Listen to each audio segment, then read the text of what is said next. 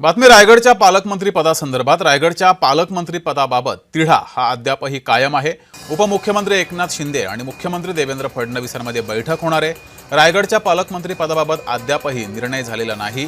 फडणवीस शिंदेंमध्ये पालकमंत्री पदाबाबत चर्चा होईल अशी विश्वसनीय सूत्रांनी माहिती दिली आहे. रायगडचं पालकमंत्रीपद भरत गोगावले यांना मिळणार अशा चर्चा होत्या.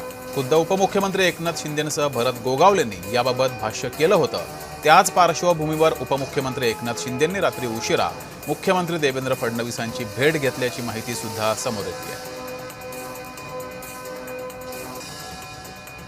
फल मिठा होता है. भरत शेठला घाई नाही आहे, कारण 2.25 वर्ष थांबलोय.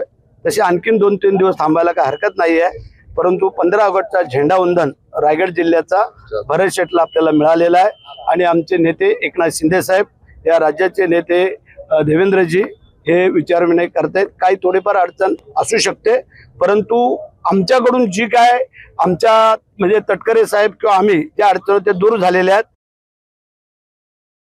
शंभर का फल मिठा होता है तुम्ही म्हणलात, पण हे फळ कोणाला मिळणार आहे? भरत शेठला. भरत शेठ मला सांगा. कारण त्यांना फळ आम्ही दिलं ना आमदारांच्या माध्यमातून.